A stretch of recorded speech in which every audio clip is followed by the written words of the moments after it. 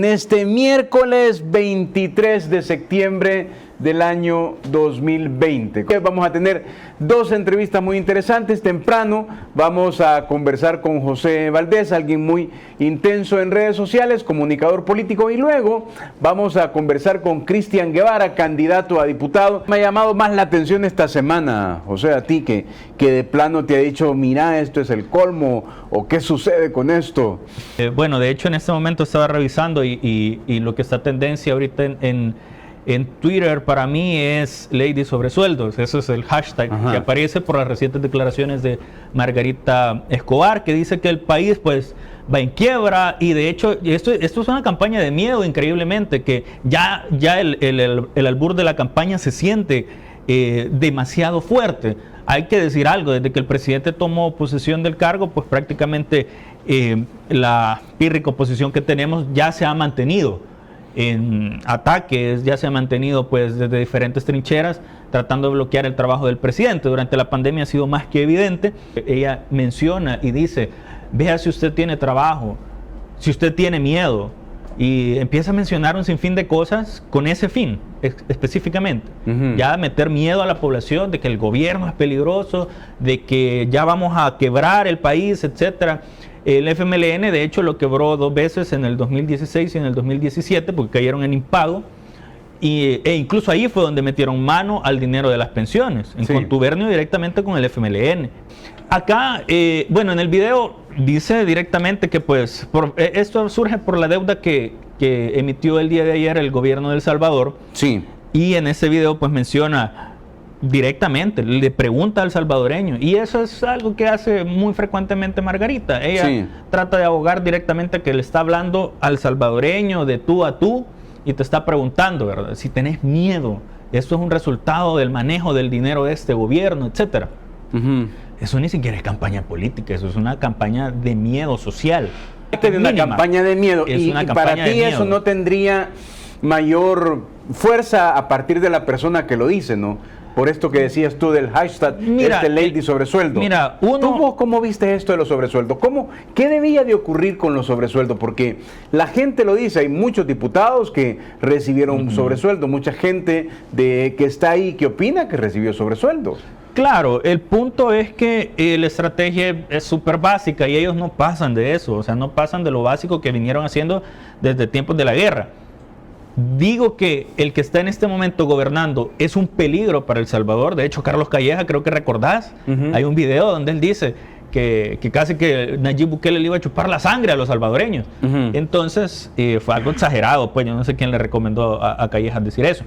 Pero viene Margarita y otra vez, vea, señala que el presidente es el malo y nosotros somos los buenos. Nosotros te vamos a dar la solución, ¿verdad? Hay que detener lo que está haciendo esta persona. Nosotros somos los buenos y nosotros lo vamos a detener.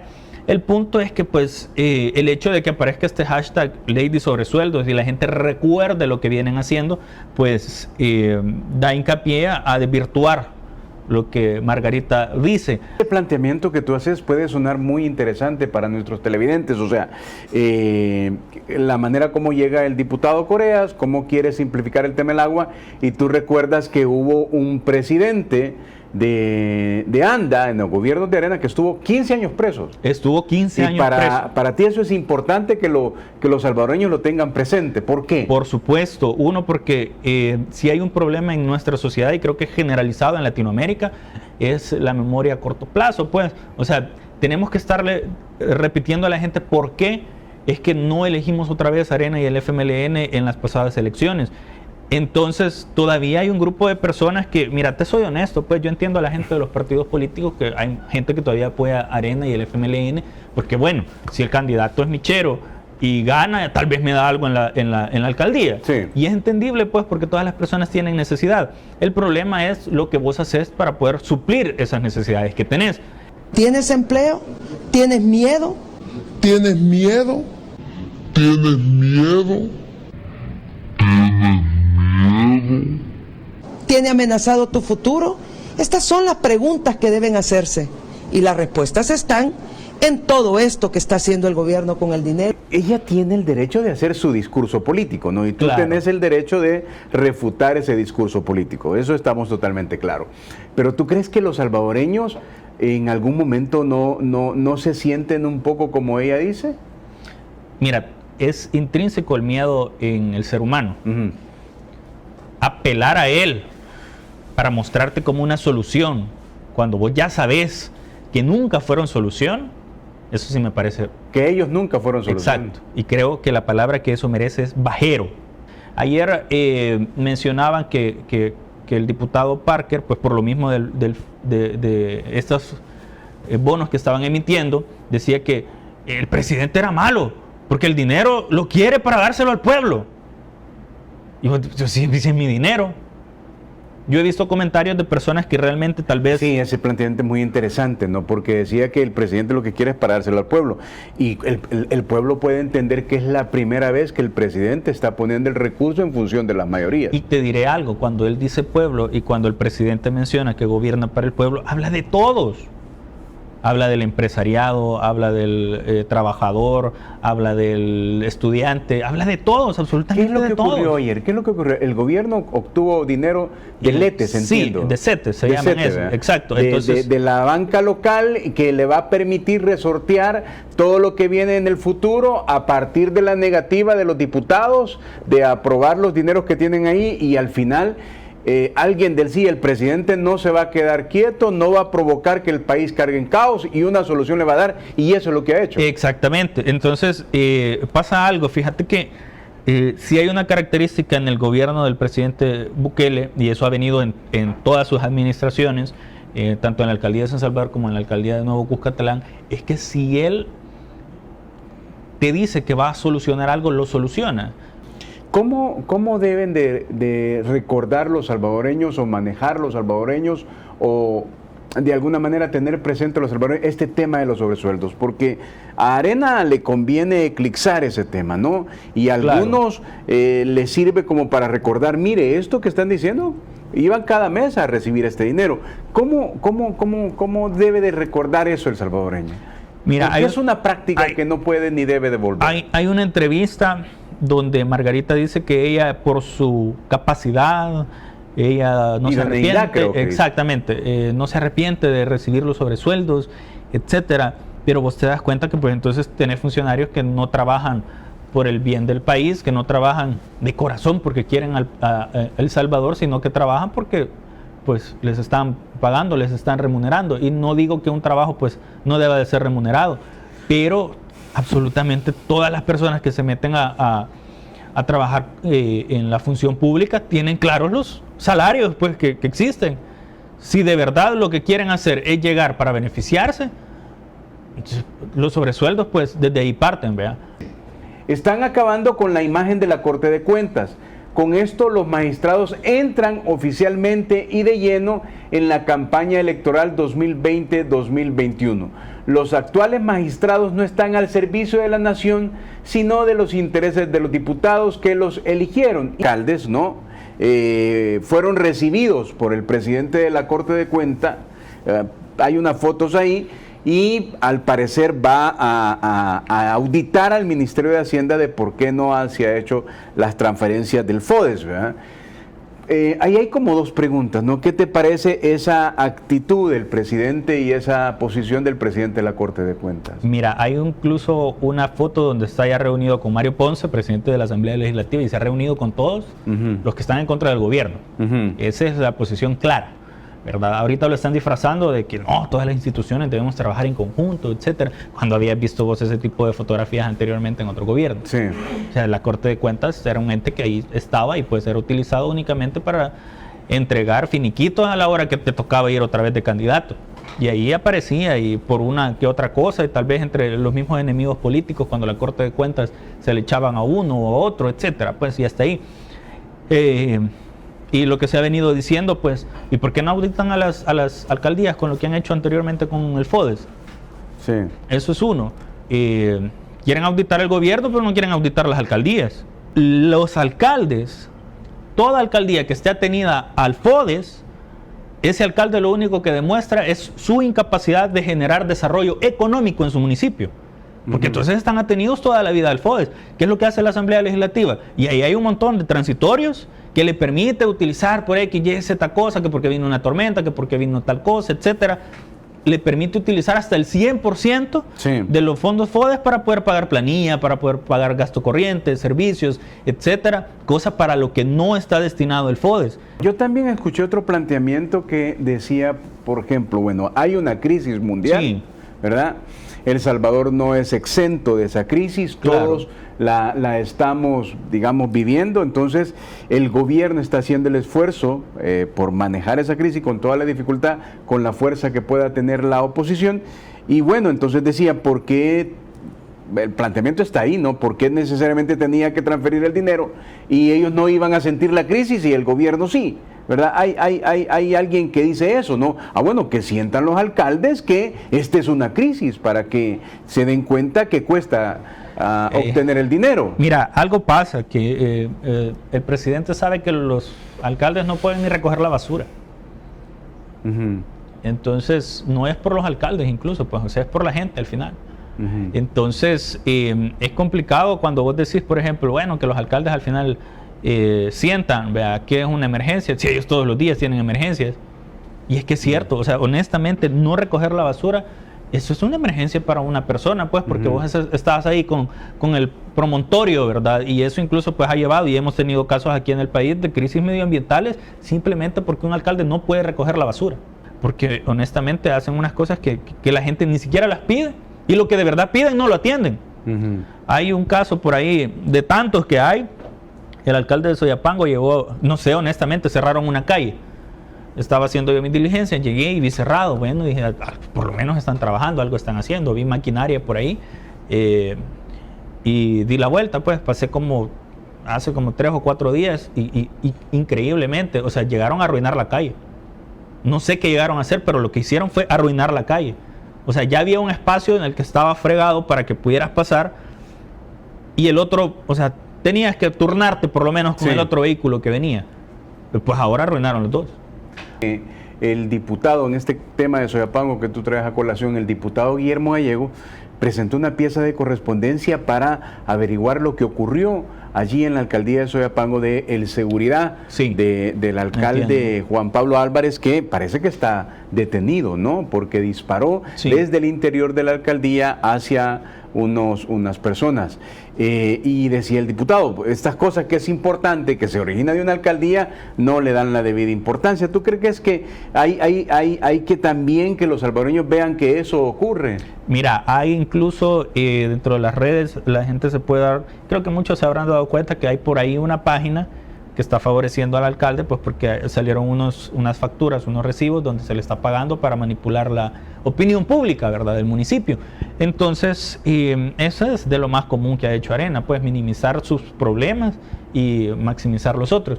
Creo que si recordás, está el caso de Norman, por lo que dijo acerca de los fondos de Taiwán. No, si es que esa era la forma en la que Taiwán compraba el voto de El Salvador en las Naciones Unidas.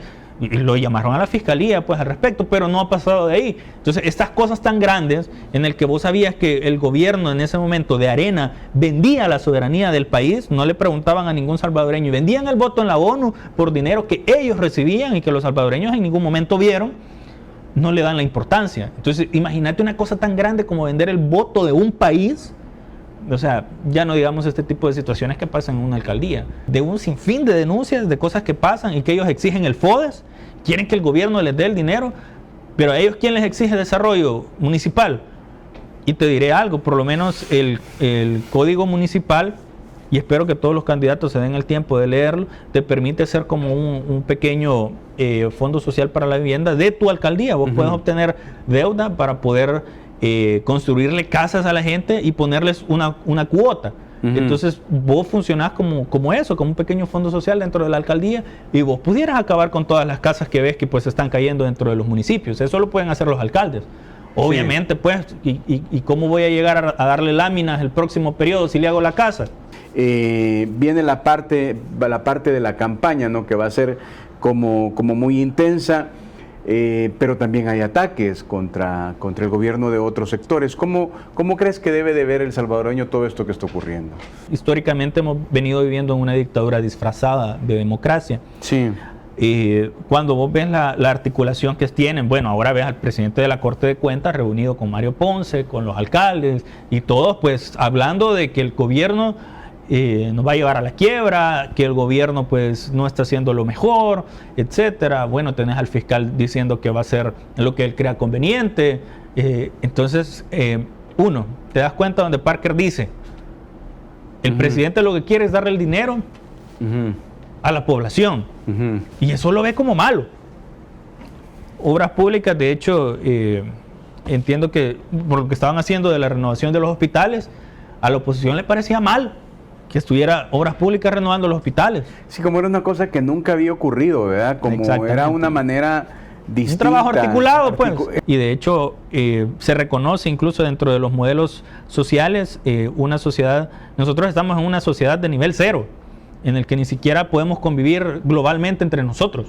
Una sociedad de nivel 1 es en el momento en el que la globalización sea total, tengas un idioma, tengas una misma moneda, puedes ir a cualquier otra parte, las fronteras no existan. Estamos lejísimos de llegar a un modelo de una sociedad nivel 1. Pero tenés personas que llegan a hablar de que la democracia está en peligro. ¿Cuándo hemos tenido democracia? ¿Cuánta gente ha perdido familiares por culpa de la violencia y el sistema judicial nunca ha resuelto nada? Okay. Pues tienen el montón de casos ahí acumulados a raíz de que nunca se solucionó el problema de la violencia, a raíz de que nunca se solucionó el problema de la educación, a raíz de que nunca se solucionó el problema del tejido social, que está completamente roto, no solo aquí en El Salvador, sino que en toda América Latina. Okay. Y es un común denominador en nuestra sociedad. Ahora bien, que vengan a hablar de que el gobierno es malo. El primer gobierno, y no lo estoy diciendo yo, pues lo han dicho en las llamadas, todos lo han escuchado. Pues, sí. Exacto. En 60, en 70, en 100 años. Y te lo digo, en un momento hace quizás como un mes, compré un espejo a una persona que pues, de hecho es muy conocido ahí cerca de la salida de San Salvador y entre mexicanos, tiene su puestecito de espejos. Y me dice, mire, yo ya tengo 113 años. Y en todos los gobiernos... Una persona muy lúcida, pues le pregunté cuándo cumplía años y me dijo perfectamente su fecha de nacimiento. Jamás había visto a alguien que actuara como él. Jamás. Es el primer presidente que realmente está trabajando por la población. Y él dice que vio presidentes trabajar por mejorar el país, por mejorar la infraestructura, pero no alguien que trabajara directamente por la población. Okay. Vamos a conversar hoy con Cristian Guevara, es candidato a diputado por Nuevas Ideas. ¿Cómo es que tú logras, digamos, darte cuenta que el horizonte va a cambiar, que va un nuevo partido que se construye, que postulás por ese partido, que ganás la elección? Entiendo que quedaste en la posición número 8, ¿verdad? Así es, en la octava. En la octava posición, desde cualquier punto de vista es una posición bastante, ¿cómo dirirte? Ventajosa, ¿no? Es decir, si uno puede pensar lo que dicen las encuestas, hay unos que sostienen que Nuevas Ideas puede sacar hasta 17 diputados en San Salvador, ¿verdad? Digamos que tú tenés esa posibilidad. ¿Cómo es que tú ves que Nuevas Ideas es el horizonte que el país va a tener? ¿Y cómo que te escribís y cómo es que ganas? Ok, mi expertise siempre ha sido en lo digital y la anterior campaña fue una campaña netamente digital. Creo que fue la primera campaña digital de la historia de El Salvador. Siempre se había caracterizado por usar métodos tradicionales, ¿verdad? Bueno, el candidato pasado, yo me acuerdo que tenía una foto que tenía lleno, pero era un muro detrás de él de camisetas, de quizzes, de toda esa publicidad tradicional que se daba antes, ¿verdad? Y fui partícipe, digamos, del proyecto del presidente en el que él creo que hizo 9 visitas territoriales, lo atacaba mucho que era que estaba en la burbuja del internet, que los troles no votaban y bueno, ganó en primera vuelta. Entonces yo dije, esta es la oportunidad de... Porque el otro día yo vi, entonces cada día ambos. Mira, yo me remito a los números. Hay una encuesta en la que dice de que solo el 3% de la gente tiene como información primaria los periódicos. El 59% las redes sociales. Y vos lo ves que hay temblor, vos te metes al Twitter, vos no podés esperar, porque si esperás a la otra mañana que te llegue el periódico, ya pasaron 10 temblores más. A veces pasan cosas en la noche, digamos en la noche del viernes, ya el periódico está impreso para el sábado y te enterás, o te das cuenta hasta el domingo. Nos enteramos de todo, entonces ves cómo han cambiado los tiempos, pero los partidos no se han adaptado a los nuevos tiempos. Los partidos nos siguen insultando diciéndonos que somos troles. Y disculpa, ahí va alguien que vive en Apopa, que lo acaban de asaltar, que le robaron, llega enojado, lo despidieron de su trabajo y escribe y todavía un diputado le dice troll.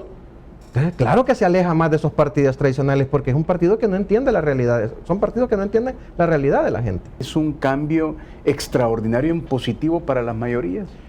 Bueno, yo te contestaría que sí, Cristian, pero mira las encuestas, no hay ninguna encuesta que diga lo contrario, ninguna, incluyendo la de la Gavidia, que digamos que ha habido ahí rifirrafes con el presidente, con el director el máster que hace las encuestas, ¿verdad? Entonces, hasta esas encuestas que vos decís, bueno, pueden ir tal vez con alguna subjetividad ahí, hasta esas te dicen que es el presidente el mejor evaluado, pues, de Latinoamérica. Yo hablaba de la necesidad de reformar la ley de imprenta. En el 10 de octubre, o sea, en unos días, esa ley cumple 70 años. Es de la época del coronel Óscar Osorio, imagínate. Y es una ley que le ha permitido a los periódicos no pagar impuestos. En aquel momento, fíjate, ya estoy buscando en la hemeroteca, bajo el argumento de que íbamos a aprender a leer y a escribir en los periódicos. Pudo ser válido eso en 1950, pudo ser válido. Pero yo le pregunto a la gente, ¿quién ha aprendido a leer y a escribir con los periódicos hoy en día? Yo no aprendí usando a Trucutú o leyendo los clasificados, no lo he hecho. Vos ves yo soy publicista, vos ves y te pasan diciendo que tiran 90,000 ejemplares. Yo comencé a ser publicista en el 2007. Y desde el 2007 veo que ellos dicen que tiran 90,000 ejemplares diarios. La verdad que hoy no les creo, que auditado por no sé qué, no tiran 90,000 ejemplares. Pero si acaso los tiraran y valen 50 centavos, estamos hablando que se echan 1.5 millones de dólares cada periódico al mes y de eso no pagan impuestos. Y te dicen, es que la publicidad sí pagamos impuestos. Sí, pero nosotros los salvadoreños, si vos tenés un comedor, por una libra de frijoles, pagas impuestos, pagas el IVA. Si te enfermas por tus medicinas, pagas impuestos, porque ellos no lo pueden hacer. Se le abren un hoyito a la ley, hacen una ley a la medida y por esa fisurita comienzan a sacar dinero. Al final te queda un charquito y vos porque ves el charquito crees que allá hay agua ahí, pero la mayoría del agua está en otro lado. Entonces, así como los periódicos, en 1950 estoy seguro que hicieron el cabildeo, que antes los dueños de los medios eran hombres políticamente muy poderosos, hicieron ese cabildeo para lograr leyes favorables, así han hecho los empresarios para evadir millones de dólares de impuestos, no cada año, cada hora. Comienzo a ver todas las fisuras legales y llego a la ley de imprenta y digo, claro, aquí es una manera de no pagar impuestos. Y así habrán muchas leyes. Y así habrán muchas leyes hechas mejor que un sastre, a la medida donde saben de que aquí hay un bolsillito donde yo voy metiendo y nadie se da cuenta.